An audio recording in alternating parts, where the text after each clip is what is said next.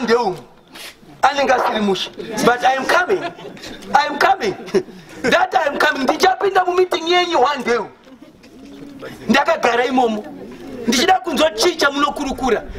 Chicha munoita. Ndinomboya ndakanyarara nekuti full council meeting. Tichiku respect ai. Amuna kumbonzwa ndichitaura mu full council meeting.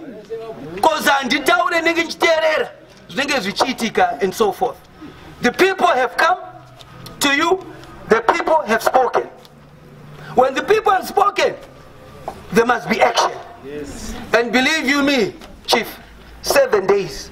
I said April will be a month of action. Yes. Kuti maenda kunoloba, ma councillors waenda kunatangirai. Ndamtumira message.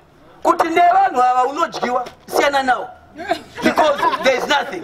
Kana chifunga di politics them DC dzinoshanda umu.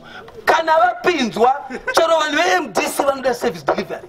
Hapana wadi kana yeMDC wani yandiri kuona iri kuitwa basa neMDC. Saka izvi zvekuchikidzirwa nemapoliticians uko ndekwedu uku. Saka izvo zvitinetse. So you are supposed to advise the council. What are you advising them? And I also want to know kuti kwamaka bva kuepwezi kumaishanda sei zvimwe zvacho mabasa tofana kuona kuti improvement yamakaita.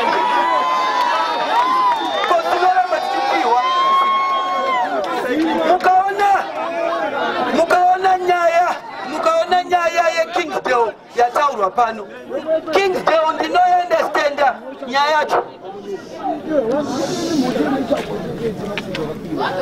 Ningikiri Kingsdale yamunotaura.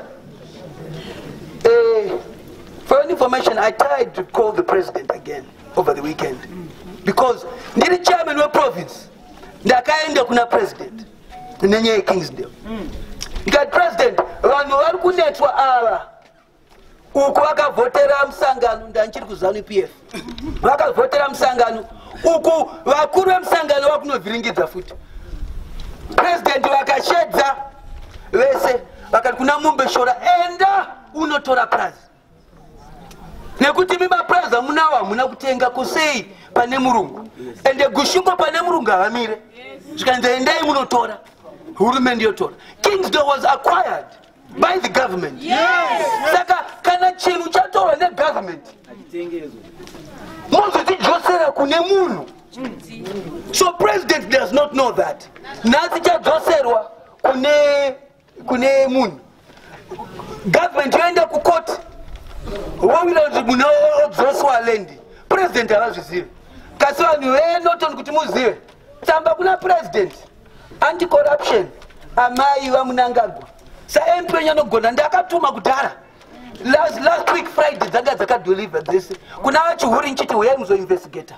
Ku anti-corruption uyai muzoinvestigator. Attorney General ndikanyora.